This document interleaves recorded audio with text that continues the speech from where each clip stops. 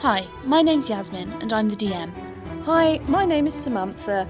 I play Elora Greyvale and she is a sorceress from the province of Nephalia. Hi, I'm Ryan. I play Ogvar Shawfort, the goat-herding, mushroom-seeking ranger from Kessig.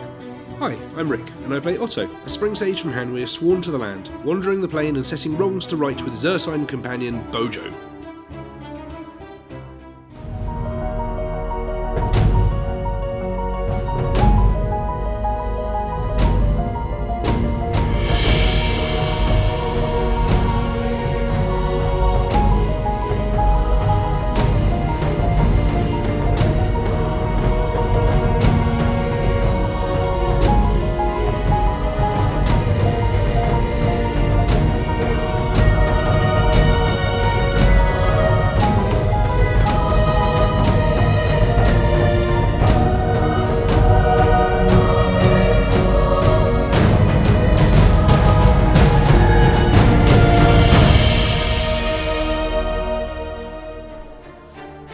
What started out as a simple search of Saltstone and the Shattered Moon had left them devastated by a death and absolutely astonished at the arcane acquisitions that followed. Still distraught at the loss of their much-favoured friend, further pressure was piled on with the discovery of an arcane-powered airship below their very feet. A search of what seemed to be a storage room turned up trumps as they uncovered a mountain of magical treasures and detailed manuscripts. On an interim inspection, it appeared that the vessel's vile owner had documented his deeds, spanning hundreds of years in the dozens and dozens of diaries found within the desk.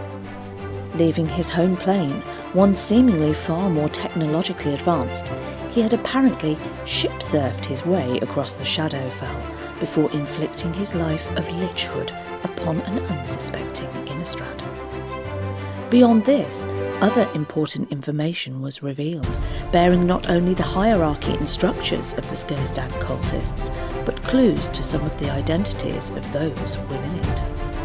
Struggling to keep their sanity and exhausted with the emotion of their lingering loss, when last we left, our heroes had hit the hay. Episode 144. Banana split the party. Yeah, so the majority of you, with the exception of Bojo and Otto in that case, are going to kind of stay on the middle deck. Got a brazier there burning, so you've got warmth, you've got light. You're going to set up sleeping bags, bed rolls, that kind of thing, and settle in for the night. Okay? Mm-hmm. Yeah. Okay, so the night passes peacefully. There are no interruptions, there are no, nothing attacking you. It's probably quite an uneasy night because this isn't a particularly nice place to be spending the night, really, considering the circumstances. So you probably all have quite restless sleep. You're probably kind of, waking up every now and then because you've thought you've heard something. It's just the creaking of the ship or the noise of the water against the side. You're on high alert because this is a high alert area, and you're not going to have the most restful sleep. You will heal up as per normal. So below half you heal up to up half, over half you heal up fully. And yeah, I think Otto, you probably have some quite haunting dreams. You can hear Avacyn's voice. Although she's not talking to you directly, you're getting snippets of what she had said to you. They're floating around, they're just, rolling around your head. I think that night he would have slept holding on to a little green gemstone that perhaps he hasn't shown anyone prior to now, and he just would have gone to bed clutching that into his chest, and I hope that it might have helped a little. Yeah, sure.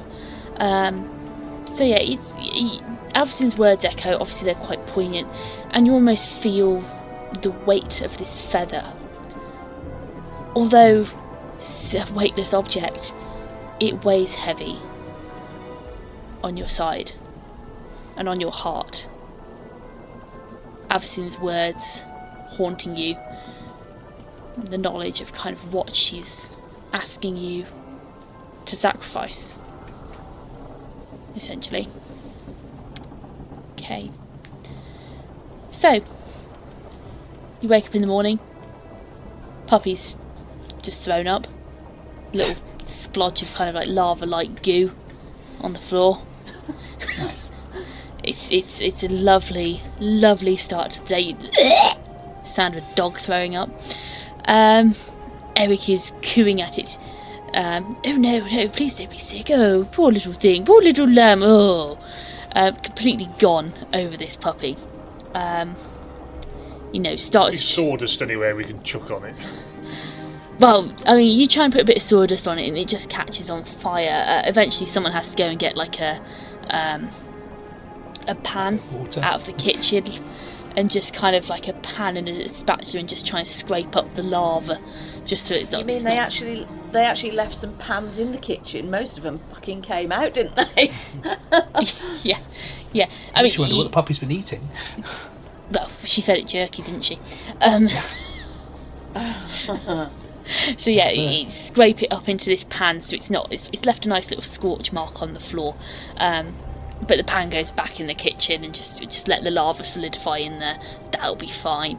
So yeah, that's your start to the morning. Are you moving straight away? Are you hanging around, having breakfast? What are you doing? I will just I note. think after the... Sorry, carry on. Oh, sorry, just a quick note. I am changing some of my spells over. Okay. Okay, I can send you a list if you like, but I just need to change the louder slightly to help out things like Bojo. Okay, sure thing. Ryan? I think in light of the evening that everyone had, I think the first thing Ogvar would do would be produce the percolator. Oh yes. You can probably That's pop very it on welcome. top of the lava, and it will just do a good job of boiling it, to be fair. Nice. Yeah, okay, so you... Turkish coffee. Yeah, you whip out the percolator, you start getting some coffee on the go. Pretty soon, the smell of kind of sulphurous lava is kind of overwhelmed by the smell of freshly brewed coffee. Marvellous. That smells amazing. Yeah, so I'll have a poke around in the galley for an extra couple of cups for anybody else who needs one, and sort of just distribute I think coffee. I've got a mug. Yeah, we've got novelty mugs. We've got novelty mugs. Yeah. okay, yeah, you're able to find enough intact cups to do that. Yeah, I mean, I say intact cups. Esther probably ends up drinking your coffee out of a bowl, but it'll do, when needs must. Yeah, so that's get the coffee going. Everyone's getting up, having a brew. Okay, so Rick, very quickly, you went to sleep previous night, and Yes. you were clutching your little green gem. Yes, absolutely. This little dream gem, So, dreamstone. yeah, is that something that you would have attempted to? Are you being particularly sneaky about it? Oh, Or no, are not you at all. just, just No, casual? Yeah, he's Okay. not very protective of anything nearby him like that. He's quite open. Okay. So at that point, I think Ogvar and Alora can both make me spot checks.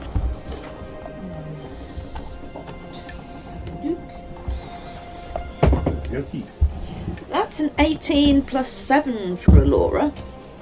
So that's a 25. It's going to be an 11 plus a 12 for a 23 from Ogvar. Okay, yeah, so you both see this gem as Otto, sorts himself out, goes up ready to go to sleep and pulls this gem out. You both see Otto take this gem out of a pocket somewhere and just gently drift off to sleep, clutching it. What does it look like? Okay, so it looks like a small, bright green, emerald green gem.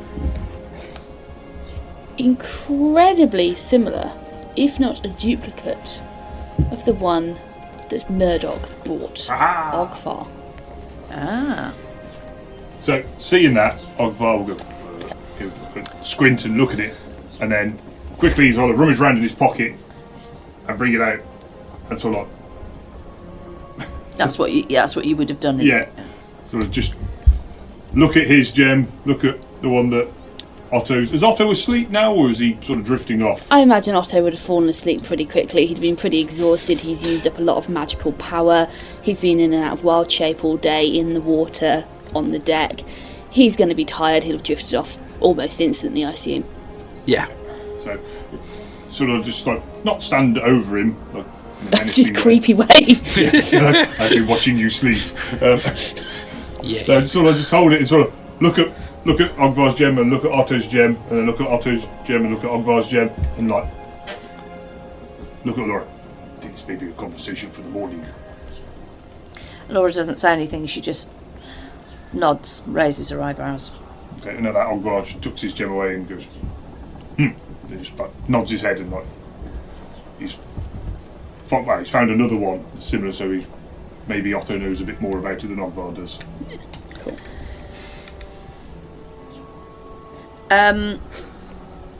So this is backtracking because we've already had breakfast the next Yeah, morning. I know. That means. Oh, okay. Yeah, okay. That's the point at which Alora would have gone back up to the upper deck to sleep on the main deck. So obviously not on the exposed deck to the air, but the main deck, so the one below it. You are on the one below it. You're all on the one below it. Oh, I thought I went up. Otto was a bit lower Okay. because of Bojo. Yeah. Yes. Yeah. So I mean, between the two floors, is you're kind of between. So, although this ship is, because layers of decking have been taken out of this ship to create bigger spaces and bigger voids, obviously you don't have the standard set of decks. You've got the very bottom, which is where this mechanical working room is, where you've got this control core. You've got the deck above where the throne room is, so that's currently where Otto and Bojo are, and I believe a couple of other people were kind of milling around that area as well. The floor up is the one where you've put the hole in, that's the floor with the hellhounds and the galley in. And then the floor above that is where you go on to this lower deck, which is exposed, and then you've got another deck on each end at the top. Yeah. Right. Laura would be on the second deck, the first one below the surface. Yes, yeah. So that's where you kind of rolled a brazier down, you've set up a brazier in there, and you're going to be spread across those two floors. You can freely mill around those areas. Yeah, it's I the imagine, galley deck, isn't it? Yeah. Yeah, I imagine you'll be kind of spending the evening milling around between this. So yeah, you will see, Otto tuck himself up in bed, but similarly you'll then probably move up to the next deck up to go to sleep on. Okay. So now we've done a kind of like that little bit of retcon. We've done the morning, you woke up, you got things ready, the hellhound was sick, sulphuric smelling kind of lava vomit, which I think someone scooped up with a skillet. Make a skillet check. So you've cleaned up after the puppy, you've got yourself set up for the day, and I believe we left it at Ogvar. You just put a pot of coffee on in the brazier to heat up and make everyone a nice morning brew. Yep, which is what he will proceed to do. I think we said someone went and found some mugs out of a cupboard in the galley. Yeah, I think Esther was drinking out of a cracked bowl. Yeah. I've got my own mug, yeah. She can have Otto's mug because he doesn't eat or drink. Alora would be quite pleased to see Ogvar using the mug that she bought him as a gift from Gloomrest. What did that mug say? Here's a question now. Wasn't it like welcome to Gloomrest or something like that? It was like a typical welcome to Gloomrest. Excellent. Yeah, I mean the mug that Eric's found on this ship is probably like a little mug which it looks cracked, it looks battered, but it says ship happens. Very apt. Dear. So everyone's been supplied with coffee, whoever wanted coffee, and no milk, obviously. I haven't come I've come across many creatures on this boat, but not a cow yet. Yeah. I think Bojo might just sort of nuzzle you a little bit and insist on a small bowl of it for himself. Okay, we can do that. You're a caffeinated bear. Cocaine bear. Oh no. Coffee bear, yeah. Sniffing on the coffee ground. Okay, so would you have managed to get Bojo back up the ladder at this point? Is that something you're attempting first thing in the morning, or...? I have changed my spell loadout, and one of the things I've changed is to memorise Spider Climb for exactly that purpose, so that he can be guided out. I'll share the spell with him, climb on his back, and then we'll make our way out and up towards the upper decks. Okay, sure thing, yeah. So you will join them up for breakfast. They've got this big brazier going. If you manage to scrounge up some meats or anything, you would be able to cook a nice breakfast. So what are you doing at this point? You've got coffee going, Otto and Bojo have joined you. Yeah, Alora wouldn't eat anything. She's still reeling from the day before. Things are hitting home. She's just quiet, I think. Okay. Yeah, I was just running around sorting people with coffee, and he's not quite sure when to bring up the conversation. The gem yet he hasn't really the opportunity hasn't really presented itself yet, so he's still sitting on that at the moment. He's just contemplating when's the best time. Okay. How are you? Cool. How are you both feeling this morning?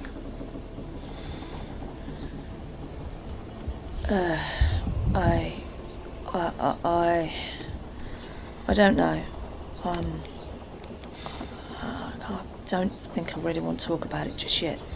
I understand. It's just wanted to let you know, of course, that should you have need of someone to talk to, you could feel free. I didn't know Cuin as well as you three might have done, and you'll sort of glance across at Eric apologetically, not including him in that. But obviously, I've lived a slightly longer life, and we've seen this sort of thing before. If I can be of any service, then, well, I'm here for you. I will not raise the subject again unless you do. Alora would just nod and smile weakly in appreciation. Otto? Yeah. Could, while you're eating... Oh no, I'm sorry, I'm just confused. Ogvar, while you guys are sorting out something for your breakfast, could I have the bag butter and the restoring cream, please, and the rag from out of your... Yes, of course. Yes, Ogvar busies himself in his bag, and then sort of produces them. There you are. I think that's probably a very good idea. So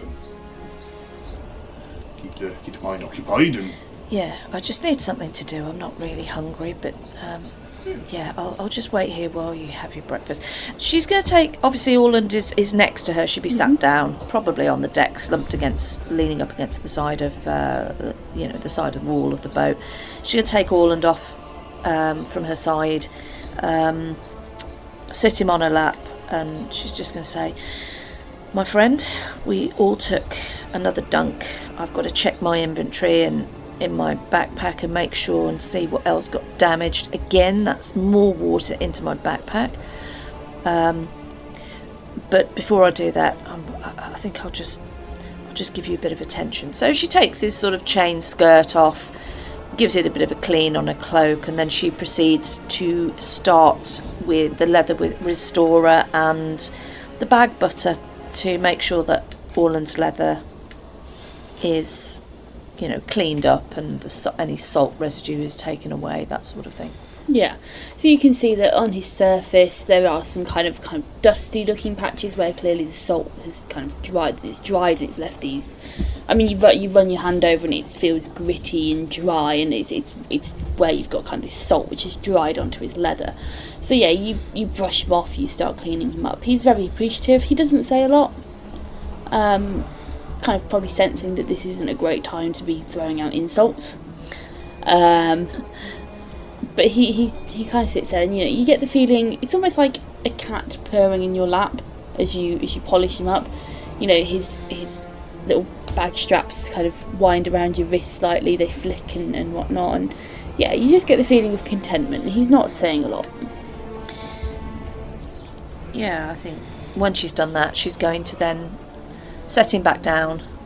She'll probably take a good 15-20 minutes at doing that, give him plenty of time, and then she's going to pack the stuff up, hand it back to Ogvar, smile, nod, And then she's going to empty the contents of her backpack again to see if the water has damaged, because she was in the water a bit longer this time, has damaged anything further in her inventory.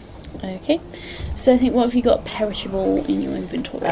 In my inventory, I have, I'll just run through it: bedroll, water skin, tent, flint and steel, hemp rope, winter blanket. That was taken out because that's back at that was back at the bell tower. Yeah. I think she just discarded it there, Yeah. to be fair. Lamp, oil flask, needle and thread, that'll be fine. Pen, candles, butterfly net, spare bowstring, bottle of wine, medium tensile ball of string, a contract valor card, chalk. There's a piece of chalk that perished. Piece of chalk. Yeah, it's probably mushy. Yeah, okay, she'll just take that out and discard that. So that's gone. Kind of, as you pull it out, it kind of bends sadly. Yeah, she'll just look at it and just set it to one side. There's an ink pen and ink, but the ink would have been Sealed, that's fine.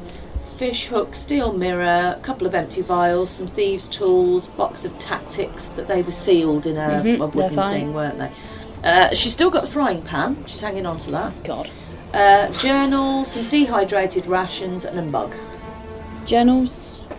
She's got one journal and one thick notebook, which she keeps her notes in. Yeah, they've picked up some water damage. Right, okay. They're salvageable, but they've definitely picked up some water damage. Okay, so they're just a bit battle scarred. She'll just set them on the deck, flip the pages out so they get a chance for some air to go through them. They'll probably be a bit crinkled, but they'll survive. Yeah. And that's it. And the only other thing was a holy water vial, which is capped, and that's it. That's everything in her inventory. Okay, cool. So you do that, you check your bag, pull out a couple of bits, chuck them away. Everyone else at this point, I'm going to say Esther and Eric would have probably headed off to the kitchen, see if they could scrounge up some non-squished tomatoes, so whatever they find, and let's make a check for that. It's not going to be a particularly successful check. So they come back and the tomatoes are kind of squished, they've burst in a couple of places. The mushrooms are, they find one or two, not really enough for a good meal. And I mean, all the eggs, if there were any, were most likely cracked. So you've got some half squishy tomatoes and 2 button mushrooms for breakfast. Just so I don't, I'll go and look at the mushrooms and sort of like, if he noticed some sort of past comment on what type they are, and try to sound relatively intelligent because he has read a few things out of his book now. Yeah, they're just bog standard button mushrooms. Yeah. He's trying to church it up a bit. Yeah. Alora will hold out her dehydrated rations, which are now salted. They're a bit soggy and salted, but They Hydrated. won't be soggy and salted. they're not soggy and salted. No, they'll be sealed because they're dehydrated. You have to open them up to. Okay, she's going to hold out her dehydrated rations then and just say, well, you could rehydrate those. I'm sure we can have a slightly nicer breakfast than that. And also we'll go through this little pouch of seeds he carries around with him and start pushing through them. So I can offer watermelons, bananas, can do some blackberry, I think that is, some strawberry. What would you prefer? If you had to pick one. Do we know what a watermelon and a banana is? We've had watermelon before. We did watermelon on the way down from the way between Stagwick and Yes. Jenrick's. What a banana is? They're probably less common. I'd say probably things like watermelon, banana are very much more kind of, I guess, Posh fare? posh fare. Yes, fare. They're grown in glass houses. It's like, so if you remember at Selhoff at Axum's house, he had an orangery. Things like that, oranges, lemons, watermelons, bananas, anything requiring that kind of more care and attention to grow will be more noble fare. Things like apples, pears, they're fairly common. In other words, Cuin would have known what they were. Yeah. Yeah. I mean, you've had a watermelon before, but yeah. Okay, I'm going to assume I've not had a banana before, so Ogvar will go, I've never tried a banana. I'd like a banana, please. So Otto would turn to Bojo. Banana for breakfast, then I suspect. Not your favourite, but it'll have to do for today. And he'll take out just a couple of seeds from this seed pouch, selecting them quite carefully. And he'll cast a spell upon them. At that point, they will grow out into a bunch of bananas, probably attached to a small plant, briefly rooted in the deck. And he'll just peel off a selection of bananas and pass one out to everybody. And that, of course, is the spell Goodberry, which will make you feel much better about yourself. Excellent. And will fill you up as well, which is important. Cool. Okay, so having never seen or eaten a banana before, I'm going to assume that Otto, you would have eaten a banana before, seeing as you can grow them. I want the both of you to act out eating a banana, having never seen a banana before. Well, this has gone down an avenue, hasn't it? Amateur dramatics. Alora wasn't particularly hungry, but she is now, her curiosity is piqued at this yellow, long, slightly curved thing, although genuine bananas aren't curved, I'll just put that there. So she's going to take it in her hand, she'll turn it over end, swap hands, turn it end over end, look at it, she's going to bash it on the floor a bit. Banana hammer. She's going to bash it on the floor a bit, and she notices it bends a little. So she starts peel. So she's going to flex it a bit, and then Ogvar takes his knife out of his boot and starts attempting to peel it like a potato. I think Alora would bash it a bit harder on the floor and see a split in the skin. Yeah. And then she's going to kind of peel the split open to reveal the fruit underneath.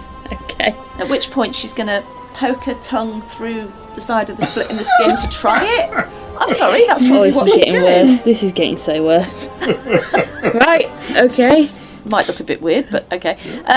Dig that hole. And I think she'd just peel the rest of the skin off, deposit the skin on the floor, and she'd probably just lick it a bit and then try it. What can I say? I think that's probably what you would do if you'd never seen a banana before. She's going to do all this whilst being quite sombre, but interested. How do you eat a banana somberly? Not like that. Yeah. Without trying to swallow it on the way in.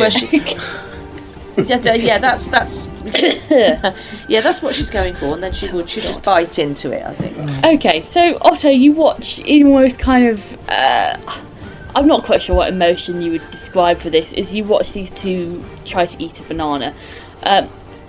Ogvar is taking the more, I don't know, logical approach. Elora seems to be just going full Neanderthal on it. Molesting it. Yeah. Violating the banana. With her tongue, apparently, yeah. You look across at Esther, and she is similarly kind of agog, stood there with the banana already peeled in her hand.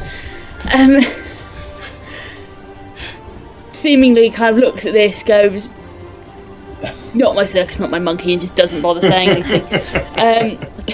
So yeah, I'll assume that both of you, after doing your blunt investigations on a banana, you're going to look across and see that Otto and Esther have actually peeled their bananas correctly and kind of, okay, got it.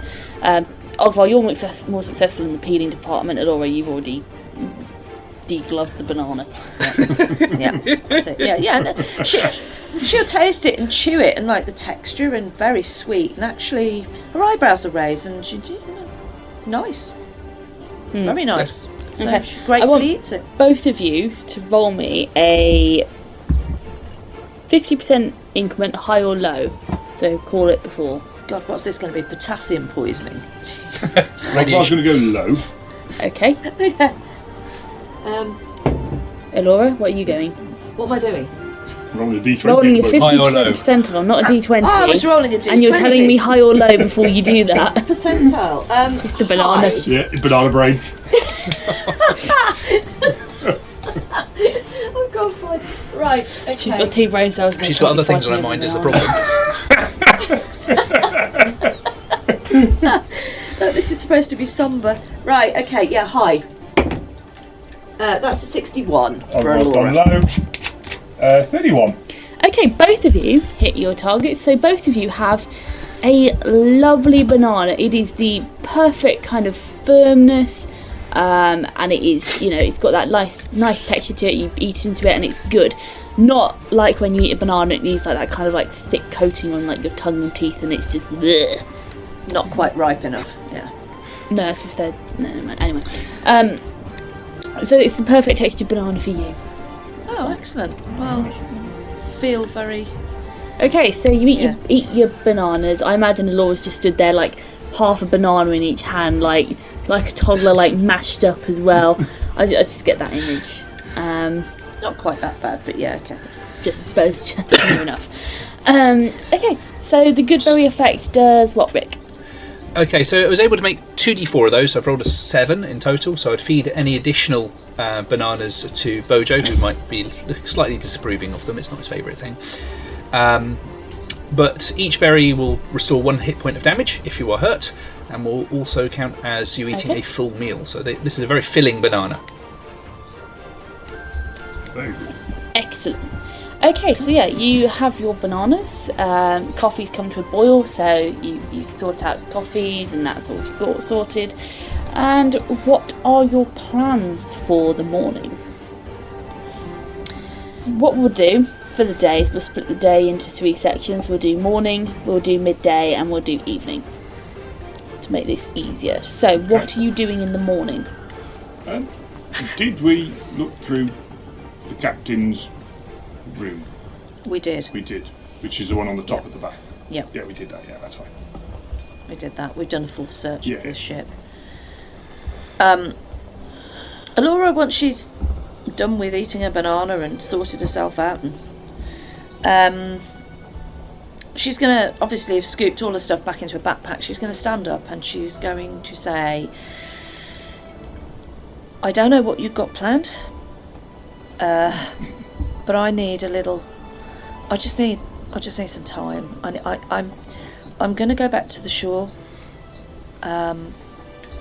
I'll take a look in the graveyard to make sure that they're gone. I'm not going to take anything on if they're not. I'll just go and see if there's anything still moving around in the graveyard from a distance. And I'm going to take the horses, go back up to the road out of Saltstone. I'm going to take the horses and I'm going to ride back to Jenrick's. I need some time. Esther? Yes, dearie? Would you like to accompany me? I'm fine to go back on my own. I really am. But if you would like to accompany me and leave the boys to do whatever they're going to do, if they're going to move this thing and try and get it back to Jenrick's, whatever, that you're most welcome to do so. I might not be the cheerfulest of company, though. Now, what I hate to say it, dearie, but does anyone actually know how to drive a ship? I don't know, but I'm kind of... Otto's been poking around with some stuff. I think they've probably got a better chance. I mean, they've got Eric. Eric's got some arcane knowledge, and the boys might want to just, provided they don't try and blow Saltstone up, because it obviously has got arcane weaponry on it of some description. I was thinking maybe the boys might want to move this, a bit more technically minded, and I just need some time. Well, I would usually advise against it, dearie. Travelling on your own is never safe. But if that's what you wish to do, then I shall, of course, come with you to, safety in numbers. Well, I appreciate that, but I don't want to change your plans just for me. No, dearie, I'm not going to let you go on your own. That's silly. Thanks, Esther. I'd appreciate some female company. That'd be nice. It's only a half-day ride. We'll just take the horses back that way.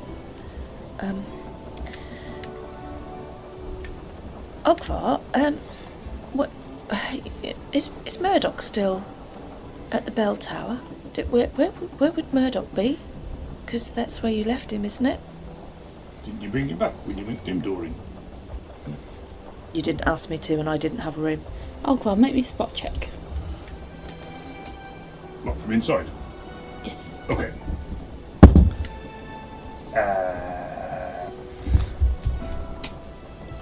Rolled a 2 plus an 11 for a 13. Okay, yeah. As you speak to Alora, you first of all hear a noise. Ass! And then you see, slowly trickling down Alora's left shoulder, a nice white trail of bird poo. Alora's going to set her jaw, frown.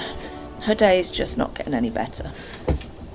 But her mood can't really get any lower, so she's just going to brush her shoulder off, flick her fingers off, growl slightly. She's going to do her best impression of Bojo. Okay.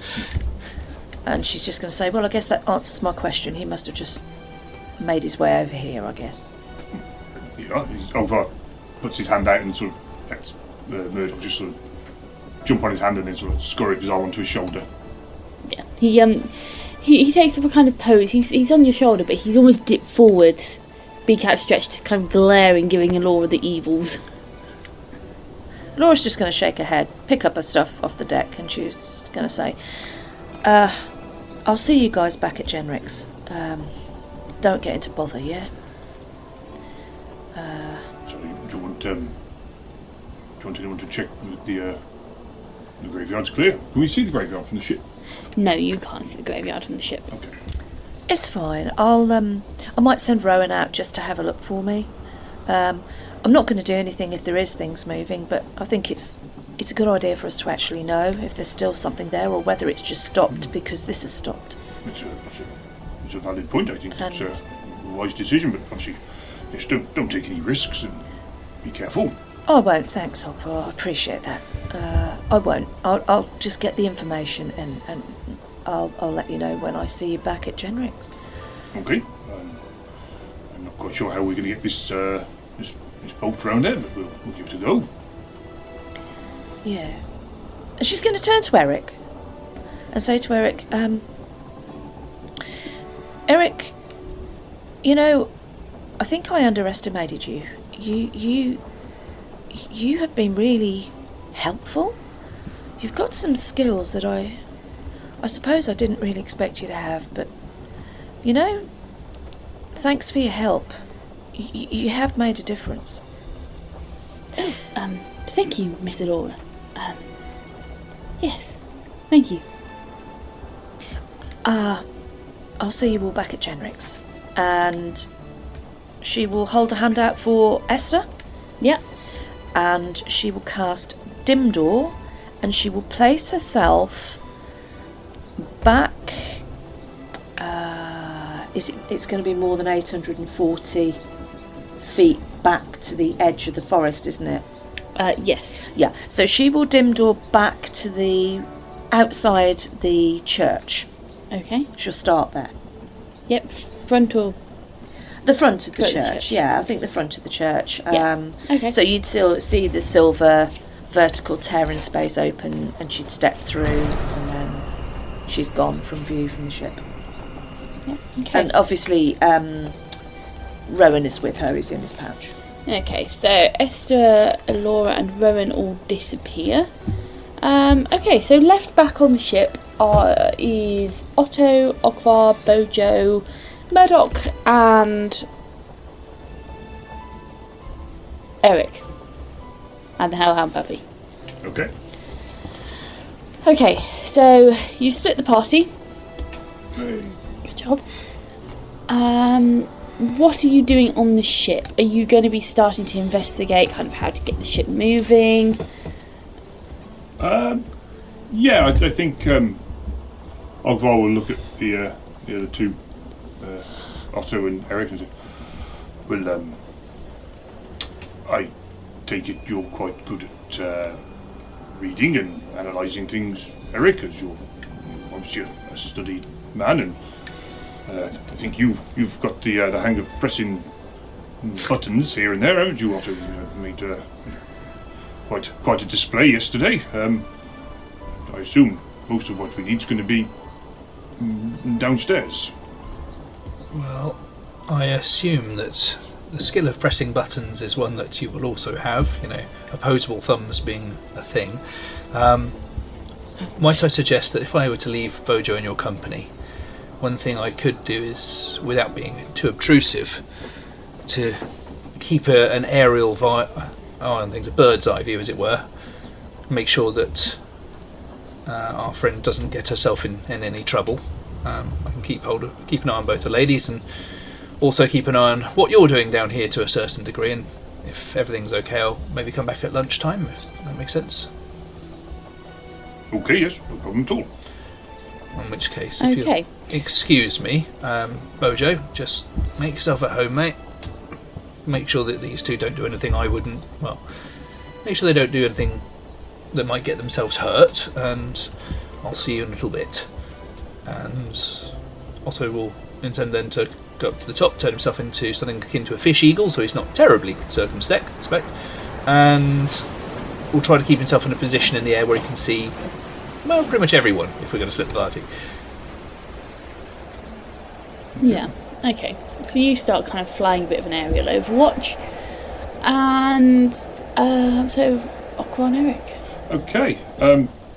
First things first. Ogvar will sort of put his hand up to Murdoch and sort of say, "Hey, see, we have two animals here. I think you two should get to know each other." And he's going to just cautiously just sort of try and see if Bojo will allow Murdoch to sort of sit on his like head, shoulder type area and sort of just wander around together type thing. So to know each, so they're getting a bit of bonding time for them, and they're free to follow us wherever they please. Sure. And I turned to Eric and said, "Shall we go downstairs and see how all the magic things make this thing move along?" Yes, of course. Lead the way. Okay. Ogvar will go down the ladders and yeah, and go into the room and sort of like put his hands on his hips and sigh and right. Okay. Can't be that hard, can it? Well, where do you think we should start, Eric? Is there like a an ignition key? Sorry, I was just thinking of putting a key in an ignition. Sorry.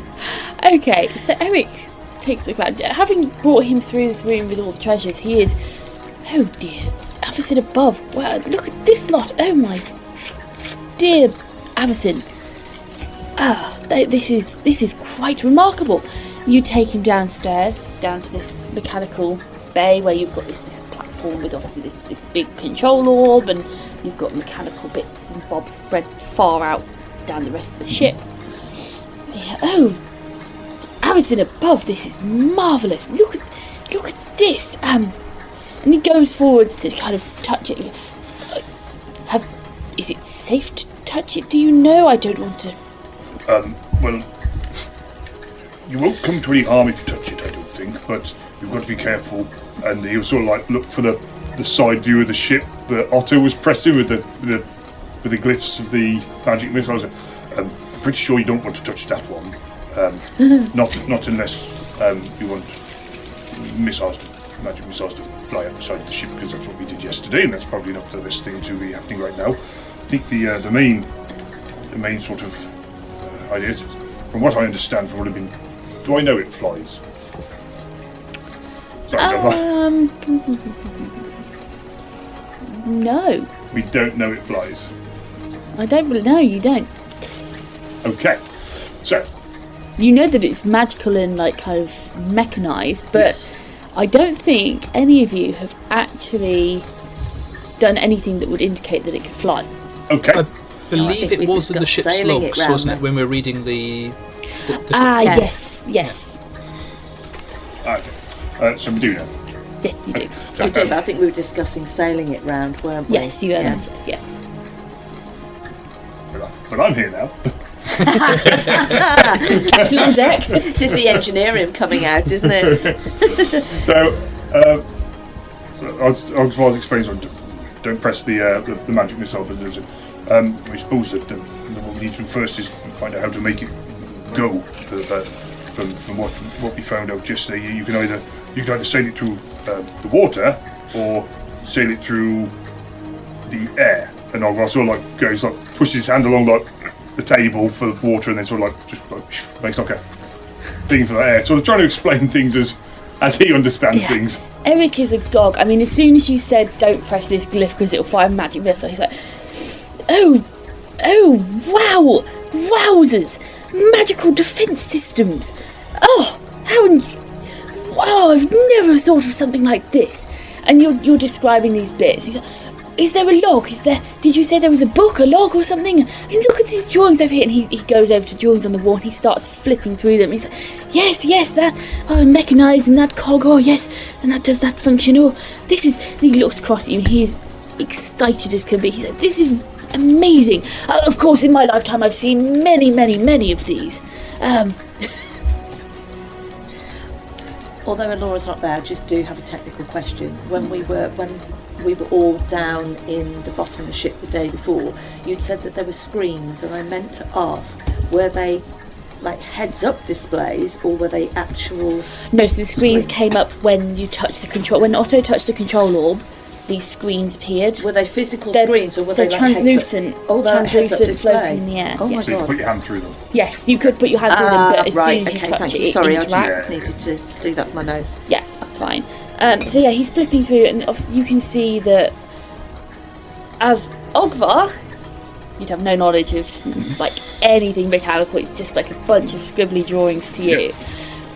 But these are all technical spec drawings. They are, blueprint diagrams. They are, they've got precise measurements, like down to millimeters. They're just everywhere. It's complex machinery. And you could also see, had Alora been there, it's not something you would recognise, but mapping of magical systems as well.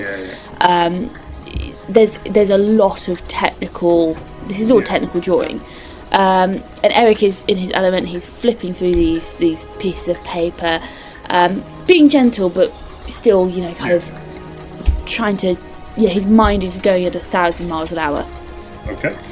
So it's good to see you're enjoying yourself there, Eric. And I suppose with all these technical drawings, Ogvar not being technically minded like that, but he can see the ones that have got like the diagrams or the pictures of the boat as such, and he can make sense of those. Oh, that's the sail. That's the that's the this. That's the that. So he's sort of like I think that's probably quite specialised at it. But I know that probably most of the stuff you want to do, you can probably do from these ones with the picture of the boat on.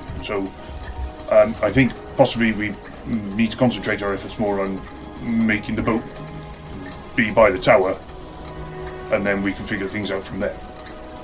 Yes, of course.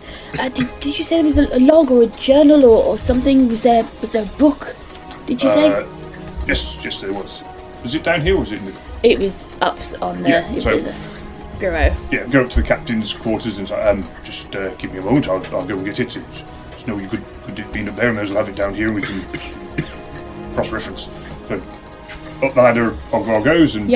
But as fast as his legs will carry him, and he'll come back down with as many logs as he can carry. Sure thing. Okay, so you bring down a stack, and there's a couple that you remember. There's like odd bits here, odd bits there, but there is one book which is mostly kind of notes on the mechanical and the maintenance side and the maintenance aspect of this ship. So your morning will be spent with Eric looking through the systems. As a result of that morning,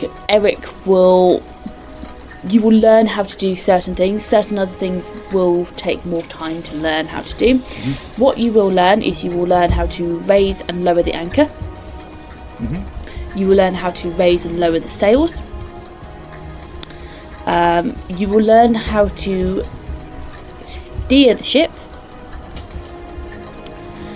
And you will learn how to make the ship float.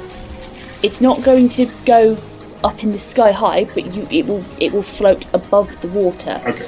but Yeah. without further research, Eric isn't able to actually make When you it say take float, you mean to- in the air, not like on the water as it should. Yeah, yes, yeah. So it would take more time for Eric and or Jenric to figure out how to actually make this fly, 100, 200 foot up in the sky. Yeah. But he is able to make it float like a couple of foot above the waves, and move forwards. I mean, so Otto from the air, you would see throughout the morning, you'd hear the chain of the anchor going, dropping back down, sploosh as the anchor goes back in. You would see the sails opening and closing. You would see the boat moving in very kind of strange directions. But to cap off on obviously what you learn, anchor's simple, sails are simple. The navigation system is interesting. So the navigation system, as Eric, you discover, is either manual or automatic. Manual, the ship is steered using the normal rudder chain from the wheel on the top deck. Yeah, and sails. And obviously, yes, this is either way, sails for propulsion or hovering. It's two modes. Cool, yeah. Two modes of steering. So you've got the manual, Yeah. where you've got to physically stand there and turn the wheel and sail the old ship. Yeah. Or you've got the automatic, and the automatic is Eric discovers. It's like airplane, it's a blow-up man, isn't it? It just inflates. Sorry. The automatic, as Eric discovers, going through the books, going through the system, playing around with the screens, and you're there and you hear the dong dong as he's trying to click on things, and it's like boo doo doo doo. It's making all the noises, and he gets little kind of error codes pop up, and he's like, oh dear, Alt F4. And he eventually figures out that the ship itself has almost had, it appears to have had a map of Innistrad fed in. To the point where you can bring this up and it fills the screen and you can see the map of Innistrad. It's not highly detailed, it doesn't have land markings on it, it is literally just a topographical map.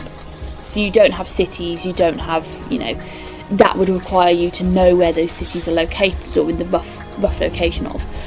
But you can put a point on the map, select an area, and the ship will take itself to that area. It isn't accurate. He says to you, I don't think this will be accurate. It won't be, to within a certain point or exact distance, but it will get you to the local area. This is quite marvellous, really. The concept of, being able to, press a button on a screen and it'll just take you there. This is marvellous. I don't think it would work with the ship in the water, because if you try to sail on land, that probably isn't going to go very well. Of course, I've sailed on land before. It's very easy if you know how to do it. But no, I don't think you can do it with this one. But yes, it's quite innovative. So yeah, that's effectively what you learn. Okay. You would have to spend more time, but in a morning, Yeah. you will figure out the bare basics of how to sail Okay. this ship. The automatic functionality does not work in water. Okay. So the only way that Eric kind of figures this out is he tries to engage it while it's in the water, and it goes, nah, can't do that. It won't let him do it. Just dong, dong, not letting it happen. Floating a couple foot in the air, he presses it, and it's like, oh, budding, all good. Okay. So yeah, you would still have to physically sail the ship around. Yeah, that's fine. Okay, so that will be your morning. Yeah. Otto, we'll come back to you in a minute. Laura, you have dim-dawed. The tear in space opens up. You step out.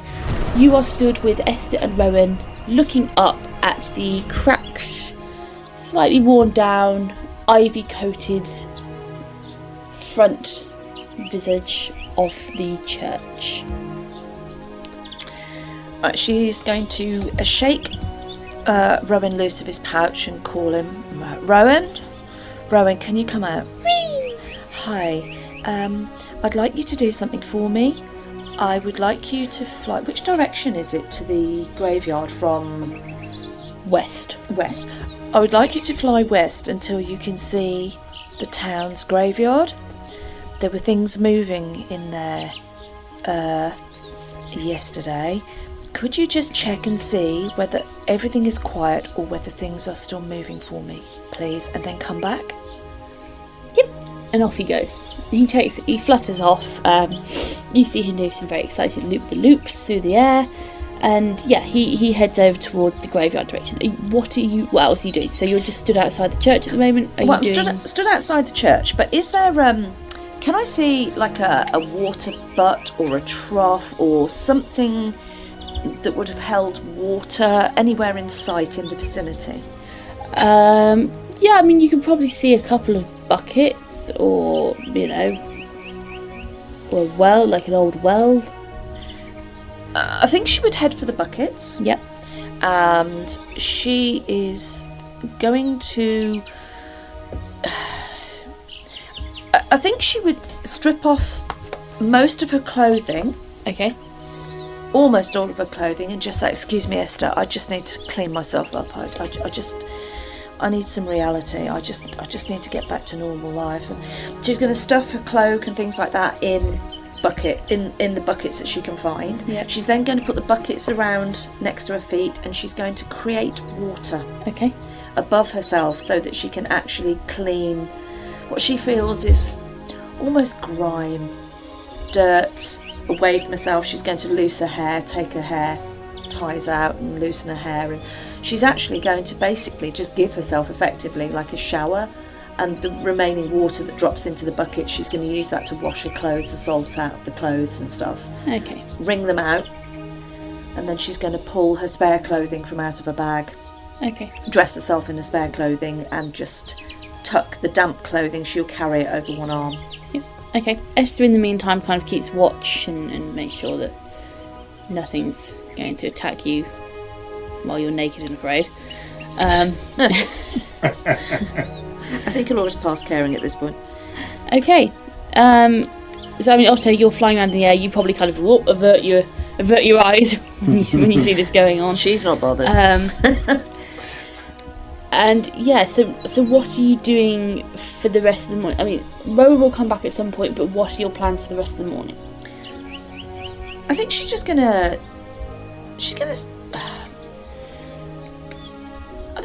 sit on the front steps of the church. Right. Just take some time and say to Esther, I'm just going to take a little bit of time to get some fresh air. And I'm going to wait for Rowan to come back so that we know what's going on with the graveyard. And just inform Esther that what she's then going to do is we'll go straight and find the horses. Okay, so Esther joins you, and you're not waiting too long before Rowan comes back.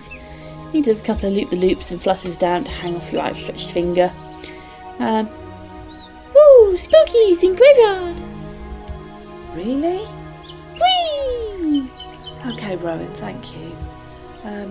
Yeah, that's fine. It's okay for you to flutter about, but just take care. If anything looks dangerous, don't go near it, okay? Okay. Yeah. The rest are sitting next to you. Sighs. Well, dearie, I think they can probably wait. They're not going to die again anytime soon, so... No, I think we just needed to know whether they were actually still there. I thought that maybe when we killed this lich thing creature, we were told it was a lich. We knew it was a lich. I think when I thought this lich had died, I thought that maybe everything else had just stopped with it. That might have been the influence, but obviously they're animated for some reason, and they're not. We're going to have to send somebody back to deal with this. But as long as we know, right? Yes, dearie. I would suggest, I think we both need something a bit stronger than water or coffee. Now, I can see over there, she points kind of diagonally. It's not that far, it's probably about 60 foot away. There appears to be a watering hole. I would suggest we go in, it looks fairly intact, and see if they've got any nice vintages available. Well, I've got one bottle of wine, but I'm all up for more. Right, come on, dearie, let's go. Let's find something to, a little pick-me-up.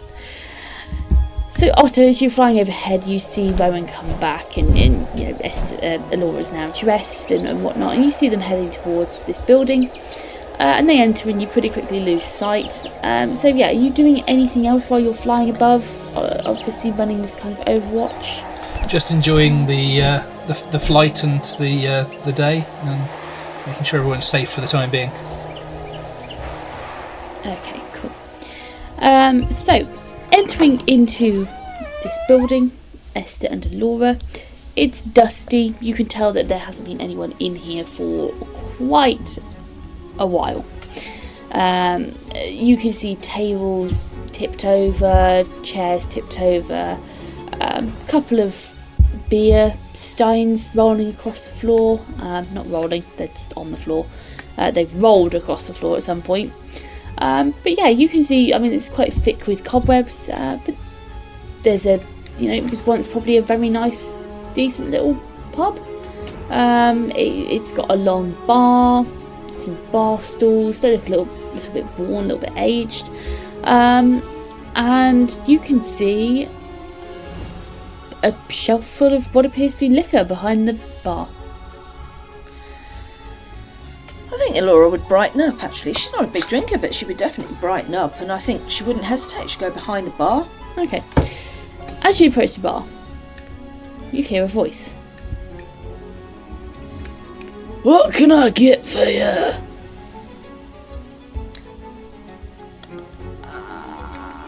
Would Alora's senses know which direction this is coming from? Is this from it's come from behind the bar. And as you look, a blue spectral form manifests. Oh, for fuck's sake. It looks like an old gentleman. He looks quite weather-worn, possibly an ex-sailor. What can I get for you? It's been quite a few years since I've had any clients in my pub here. Business is bad these days, but I've got plenty of liquor. Well, Alora was halfway round the side of the bar with an arm outstretched, about to grab one of the bottles, and she freezes in place. She closes her fist slightly, points her finger at the bottle instead, and says, "I want that." And she looks sideways over her shoulder at Esther, as if to say, "What the fuck?" Okay then, missy, if you want to remove yourself back round to the right side of the bar, I'll get you that drink. I know my service is bad, but I can pour drinks for you if you want. And you see him... sure. She just retreats, and she stands to the other side of the bar waiting to see what's going to happen. You see him stretch out a hand. It's very incorporeal. It passes through the bottle.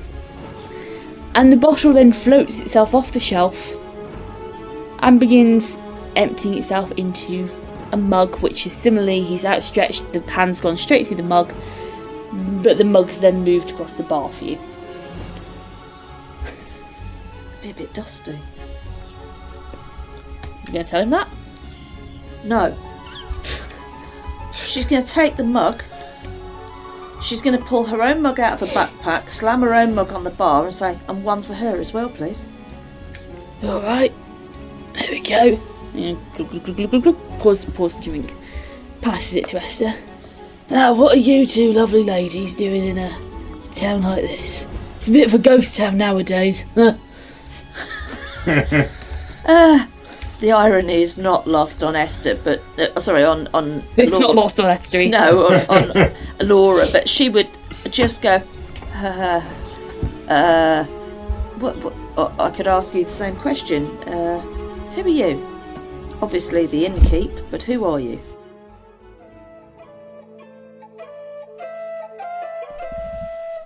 As the new day dawned, Alora distracted herself by offering Orland's leather a little TLC and checked her precious possessions for potential water damage. Otto offered Ogvar and Alora a fruity discovery in the form of a brief banana breakfast, resulting in what could only be described as an exercise in prehistoric dumbing down. The ladies took to land, leaving the ship so they could set off for Genrix via Steed. Meanwhile, Eric and Ogvar set to, working out the aspects of the arcane engineering aboard the boat. Otto had taken to overwatch on the wing once more, with his eagle eyes trained on Esther, Elora and the area in general, as Rowan was sent out spotting, returning with a rather unwelcome report that there were undead still present in the graveyard. Hey, you made it this far, so lend us your ears for a moment longer if you will. Firstly, we are most humbled that you are enjoying our yarn, and the crew thank you from the bottom of their hearts for your patronage. Producing this podcast is incredibly hard work, and as such, if you would like to support us, there are a few ways in which you could really make a difference. Sharing links to friends and family helps to spread the word so others like you can find us, and in turn they too can enjoy the show. Equally helpful is leaving a 5-star review on Spotify and any other streaming services, which will help us immensely. Or, if you feel you could go that extra mile and contribute a few coppers to keep our creative juices flowing, you can hop on over to our Buy Me a Coffee page or drop us an email. We would all be immensely grateful for your support in any form. Lastly, we invite you to visit our website, where you will find information on our campaign from backstories to settings. Join our Facebook group or follow us on Twitter. All the links are in our episode bios. Don't forget to smash the subscribe and download buttons so you never miss the next episode. See you all again next week, folks.